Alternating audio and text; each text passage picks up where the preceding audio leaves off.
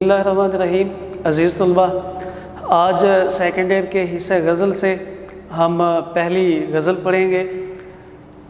حصہ غزل سب سے پہلے ہم دیکھتے ہیں کہ غزل کی تعریف کیا ہے، غزل کے لغوی معنی کیا ہیں۔ ویسے تو کہتے ہیں کہ محبوب سے باتیں کرنا، خواتین کی باتیں کرنا، یا اس کا ایک معنی یہ بھی لیا جاتا ہے کہ جب ہرن کو شکار کرنے کے لیے کوئی تیر لگتا ہے تو تکلیف سے اس کی جو چیخ نکلتی ہے، اس چیخ کی آواز کو غزل کہتے ہیں۔ لیکن اردو شاعری کے اندر ہم اپنے نصاب میں محبوب سے باتیں کرنے کو غزل کہتے ہیں۔ غزل کی تعریف، غزل سے مراد وہ صنف شاعری ہے جس کا ہر ایک شعر الگ اور مکمل مضمون کا حامل ہو اور اس میں عشق و عاشقی کی باتیں بیان ہوئی ہوں، خواہ وہ عشق حقیقی ہو یا عشق مجازی۔ نظم اور غزل میں بنیادی فرق یہی ہے کہ نظم کا ہر شعر جو ہے وہ اپنے عنوان کا پابند ہوتا ہے۔ ہم حمد پڑھ رہے ہیں تو اس میں جتنے بھی اشعار ہیں وہ سب کے سب حمد کے پابند ہوں گے، ان سب میں اللہ تعالیٰ کی تعریف بیان ہوگی، جبکہ اس کے مقابلے میں غزل، اس کا ہر شعر جو ہے وہ اپنا الگ اور مکمل مضمون رکھتا ہے۔ پہلا شعر کچھ ہوگا، دوسرا اس کا اپنا ایک الگ مکمل مضمون ہوگا، تیسرا اس کا الگ مکمل مضمون ہوگا۔ تو یہ ہے غزل۔ اس کے بعد ہمارے پہلے شاعر ہیں خواجہ میر درد۔ خواجہ میر درد بعمل صوفی شاعر تھے۔ دوسرے شعراء کی طرح تصوف کے نظریات ان کے لیے محض باتیں نہ تھیں، بلکہ عملی طور پر وہ اس راہ کے مسافر تھے۔ اثر آفرینی اور دردمند ان کے کلام کا بنیادی وصف ہے۔ بقول مصنف گلشن ہند، اگرچہ دیوان ان کا مختصر ہے لیکن سراپا تد و اثر ہے۔ خواجہ میر درد صوفی شاعر تھے، اور اگر ہم یوں کہیں کہ تصوف کے امام تھے تو غلط نہ ہوگا۔ تصوف کو انہوں نے رواج دیا۔ ان کے والد بھی صوفی منش تھے، خود یہ بھی صوفی تھے، اور اپنے والد کی مسند کو انہوں نے سنبھالا۔ اس کے ساتھ انہوں نے جو شاعری کی وہ بھی صوفیانہ ہے۔ ہم ان کی پہلی غزل دیکھتے ہیں، اور پہلی غزل کا پہلا شعر: کام مردوں کے جو ہیں سو وہی کر جاتے ہیں، جان سے اپنی جو کوئی کے گزر جاتے ہیں۔ مفہوم ہے اس کا: عظیم کارنامے وہی لوگ سر انجام دیتے ہیں جو اپنی جان پر کھیلنا جانتے ہیں۔ سب سے پہلے بڑے کام کرنا بہادروں کا شیوا ہے۔ بڑے بڑے کام سے کیا مراد ہے؟ دنیا کے اندر جو ہے وہ دو طرح کے لوگوں کے نام ہمیشہ زندہ رہتے ہیں۔ ایک وہ جنہوں نے نیک کام کیا ہوں، ان کے مقاصد نیک ہوں، اور دوسرے وہ جنہوں نے ہمیشہ برے کام کیا ہوں اور جن کے مقاصد بھی برے ہوں۔ دوسرا ہے تصوف میں مرد سے مراد ایک صوفی ہے۔ صوفی مند شاعر تھے، صوفیانہ کلام ہے ان کا۔ اس لحاظ سے وہ کہتے ہیں کہ میرے اشعار کے اندر جس مرد کا نام لیا گیا ہے، جس کا ذکر کیا گیا ہے، اس سے مراد ایک صوفی ہے جو اپنی ساری زندگی اللہ تعالیٰ کی اطاعت میں اور اس کے نبی حضرت محمد مصطفیٰ صلی اللہ علیہ وسلم کی اطاعت میں گزار دیتا ہے۔ تقوی اختیار کرتا ہے، اللہ نے جس کے کرنے کا حکم دیا ہے وہ کام کرتا ہے، اور جس سے روکا ہے اس سے رک جاتا ہے، اور اس کے ساتھ ساتھ وہ نفسانی خواہشات کو چھوڑ دیتا ہے۔ جو صوفی ہوگا، جو اپنی کسی نیک مقصد کے لیے اپنی زندگی گزارا ہوگا، اس کے لیے اپنی جان تک قربان کرنے کے لیے تیار ہوگا، اس کی ایک صفت یہ ہوگی کہ دنیاوی خواہشات اس شخص کے اندر موجود نہیں ہوگی۔ اب ایسا شخص، اس کے لیے دنیا کوئی اہمیت نہیں رکھتی، اس کے لیے دنیاوی نعمتیں، دنیاوی چیزیں، دنیا کی سہولیات، یہ ساری چیزیں کوئی معنی نہیں رکھتی۔ وہ اگر کھاتا ہے تو صرف اتنا کہ زندہ رہ سکے، وہ پہنتا ہے تو اتنا کہ اپنے جسم کو ڈھانپ رکھے۔ اس کی زندگی کا ایک ایک لمحہ جو ہے وہ اللہ تعالیٰ کی مرضی کے مطابق گزرتا ہے۔ پھر دنیا کی چیزیں، دنیا کی خواہشات، یہ سب کچھ اس کے لیے کوئی معنی نہیں رکھتا، اور وہ اپنے مقصد کے لیے، جس مقصد کے لیے وہ اپنی زندگی گزارا ہے، وہ مقصد مخلوق خدا کی خدمت ہو سکتا ہے، وہ مقصد اللہ تعالیٰ سے عشق ہو سکتا ہے، اس کے لیے وہ اپنی جان کی پرواہ بھی نہیں کرتا۔ پھر چاہے جتنی مصیبتیں آئیں، جتنی تکلیفیں آئیں، جتنے دکھ مل جائیں، وہ ہر دکھ کو برداشت کرتا ہے، وہ صبر کرتا ہے، یہاں تک کہ موت آ جاتی ہے تو وہ موت کو بھی بڑی خوشی سے وہ قبول کر لیتا ہے۔ اور ایسے لوگ جو ہیں وہ نیک مقاصد کے لیے جان قربان کر دیتے ہیں، کیونکہ دنیا ان کے لیے کوئی معنی نہیں رکھتی۔ اسی طرح سے اس شعر کے اندر ایک محاورہ دیا گیا ہے، جان سے گزرنا، اس کا بھی ذکر ہم کریں گے۔ اسی طرح سے اس شعر کے اندر مرد سے مراد مرد حق بھی ہے، مرد سے مراد مرد مومن بھی ہے، وہ لوگ جو سچائی کے لیے اپنی جان قربان کر دیتے ہیں، وہ لوگ جو حق کے لیے اپنی جان قربان کر دیتے ہیں، جس طرح کہ حضرت حسین رضی اللہ تعالیٰ عنہ حق کے لیے، سچائی کے لیے، اسلام کی سر بلندی کے لیے انہوں نے اپنی جان قربان کر دی۔ یہ گردن کٹوا تو لی لیکن گردن کو جھکایا نہیں ہے۔ تو خواجہ میر درد کے مطابق حقیقی مرد ہی وہی ہے جو اپنی گردن جھکوانے کی بجائے اپنی گردن کٹوا تو دے لیکن حق کے راستے پہ کھڑا رہے۔ تو یہ چند چیزیں تھیں جو کہ پہلے شعر کے اندر موجود تھی، اور اسی حوالے سے میں نے کچھ حوالہ جات بھی لکھے ہیں۔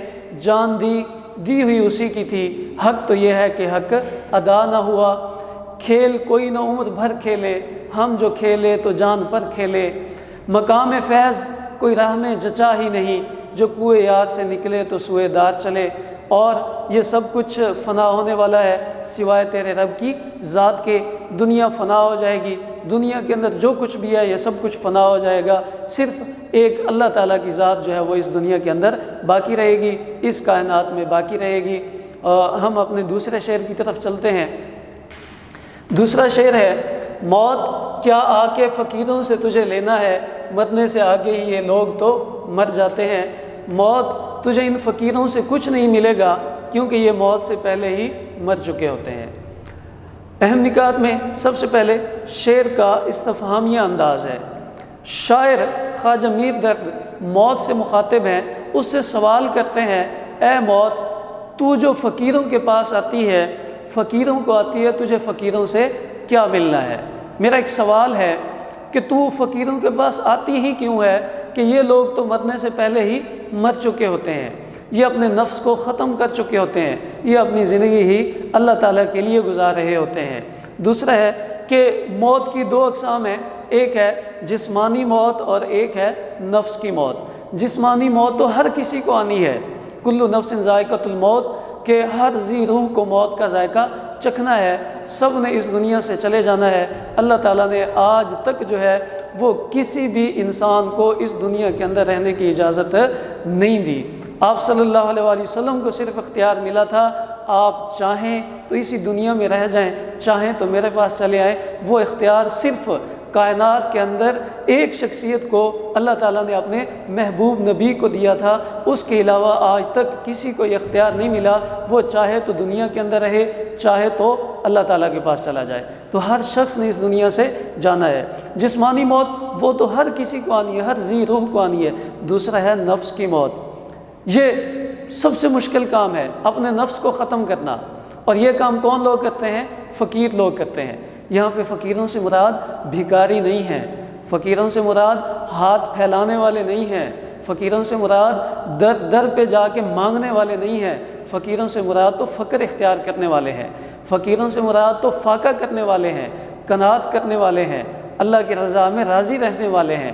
تو وہ فقیر وہ اپنے نفس کو مار چکے ہوتے ہیں، ان کے لیے دنیاوی زندگی کوئی معنی نہیں رکھتی، خواہشات ان کے دل میں پیدا ہوتی ہیں تو ان خواہشات کو مار دیتے ہیں۔ تو مشکل کام یہی ہے، اگر انسان اپنے نفس کو کنٹرول کر لے تو باقی کوئی چیز دنیا کی اس کے لیے کچھ معنی نہیں رکھتی۔ اور یہ لوگ ایسے ہوتے ہیں جو دنیا کو چھوڑ چکے ہوتے ہیں، دنیا کا مال و متاع، اور اللہ تعالیٰ نے جن چیزوں کو فتنہ قرار دیا ہے، مال اور اولاد، وہ بھی ان کے لیے کوئی معنی نہیں رکھتی، کیونکہ ان کے دل کے اندر صرف اور صرف محبت اللہ تعالیٰ کی ہوتی ہے۔